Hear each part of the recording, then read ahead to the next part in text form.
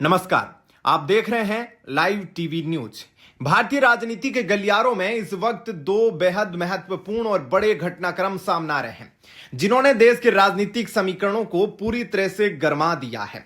पहला मामला लोकसभा के भीतर नंबर्स और पार्टी गठबंधनों से जुड़ा है, जहां ममता बनर्जी की तृणमूल कांग्रेस को एक बहुत बड़ा आंतरिक झटका लगा है। पार्टी के 20 सांसदों ने एक अलग रास्ता चुनते हुए एक क्षेत्रीय दल में विलय कर दिया है और केंद्र की एनडीए सरकार को समर्थन देने का ऐलान किया है। इस बड़े राजनीतिक उलटफेर के तुरंत बाद कांग्रेस की सोशल मीडिया और आईटी सेल प्रमुख सुप्रिया श्रीनेत के एक सोशल मीडिया पोस्ट ने एक नए विवाद को जन्म दे दिया है। इस पोस्ट के बाद खुद कांग्रेस पार्टी विपक्ष और सोशल मीडिया यूजर्स के निशाने पर आ गई है। आज की इस विशेष रिपोर्ट में हम इन दोनों खबरों का बारीकी से कानूनी और राजनीतिक विश्लेषण करेंगे। आइए सबसे पहले बात करते हैं संसद के भीतर हुए इस बड़े बदलाव की। रविवार 14 जून को तृणमूल कांग्रेस के 20 बागी लोकसभा सांसदों ने नई दिल्ली में लोकसभा अध्यक्ष ओम बिरला से उनके आवास पर मुलाकात की।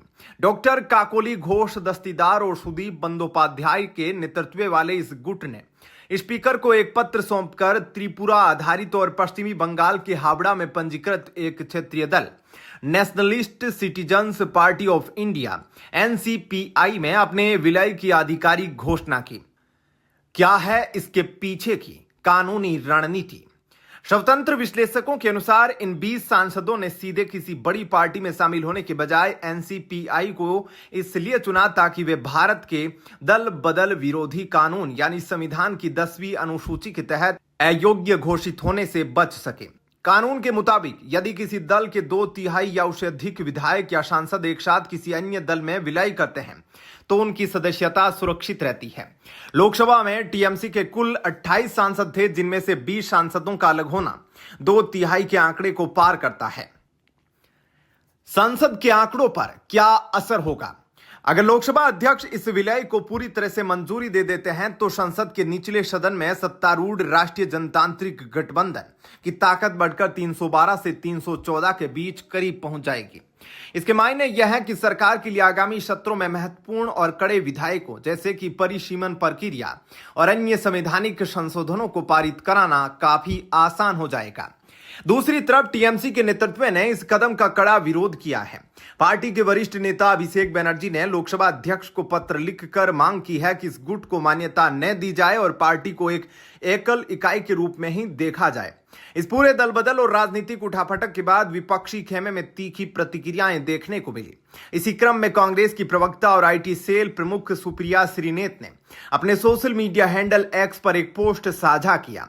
उन्होंने बागी सांसदों की तस्वीर साझा करते हुए उनकी नैतिकता पर सवाल उठाए और कहा कि इन सांसदों को पश्चिमी बंगाल की जनता ने बीजेपी के खिलाफ मैंडेट दिया था, इसलिए अगर उन्होंने पासा पलटा है तो उन्हें संसद की सदस्यता से इस्तीफा देकर दोबारा चुनाव मैदान में उतरना चाहिए। कांग्रेस के अन्य वरिष्ठ नेताओं जैसे जयराम रमेश ने भी इस घटनाक्रम को अलोकतांत्रिक और अवैध रूप से कराई गई टूट करार दिया। सोशल मीडिया पर क्यों घिरी कांग्रेस? जैसे ही सुप्रिया श्रीनेत का यह बयान सामने आया, सोशल मीडिया पर राजनीतिक बहस छिड़ गई। स्वतंत्र नजरिए से देखें तो डिजिटल प्लेटफॉर्म्स पर यूजर्स ने कांग्रेस को उनके अपने ही राजनीतिक इतिहास और पुराने गठबंधनों की याद दिलाना शुरू कर दिया। राजस्थान का उदाहरण, कई यूजर्स ने याद दिलाया कि कैसे पूर्व में राजस्थान में बहुजन समाज पार्टी के सभी 6 विधायकों का कांग्रेस में विलय कर लिया गया था। तब नैतिकता के ये पैमाने कहां थे? तमिलनाडु और क्षेत्रीय गठबंधन की राजनीति। कुछ विश्लेषकों और यूजर्स ने तमिलनाडु की राजनीति का उदाहरण देते हुए कहा कि सत्ता के समीकरणों के लिए पार्टियां अक्सर अपने पुराने सहयोगियों जैसे डीएमके या अन्य क्षेत्रीय दल के साथ गठबंधन बदलती रही है। आलोचकों का तर्क है कि खुद कांग्रेस ने महाराष्ट्र में पूरी तरह से विपरीत विचारधारा वाली शिवसेना के साथ मिलकर सरकार बनाई थी। इस प्रकार सुप्रिया श्रीनेत की इस पोस्ट ने एनडीए को घेरने की बजाय खुद कांग्रेस की पुरानी राजनीतिक रणनीतियों को चर्चा के केंद्र में लाकर खड़ा किया। घरेलू राजनीतिक हलचल के बीच वैश्विक मंच से भी बड़ी खबर आई है, जिसका असर भारत की राजनीति पर पड़ना तय है। अमेरिका और ईरान के बीच एक प्रारंभिक शांति समझौता हो गया है, जिसके तहत महीनों से बंद पड़ा स्ट्रेट ऑफ हॉर्मुज को दोबारा व्यापार के लिए खोलने की घोषणा की गई। इस अंतर्राष्ट्रीय घटनाक्रम को लेकर भी भारत में राजनीति तेज थी।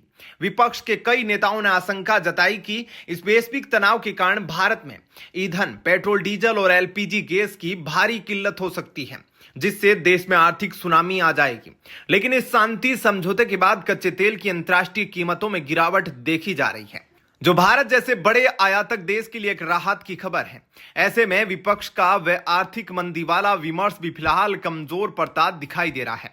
कुल मिलाकर भारतीय राजनीति इस समय बेहद दिलचस्प मोड़ पर है, जहां एक तरफ कानूनी बारीकियों का फायदा उठाकर संसदीय आंकड़ों को मजबूत किया जा रहा है, वहीं दूसरी तरफ सोशल मीडिया की इस दौर में नेताओं के बयान ही उनकी पार्टी के लिए गले की हड्डी बन रहे हैं।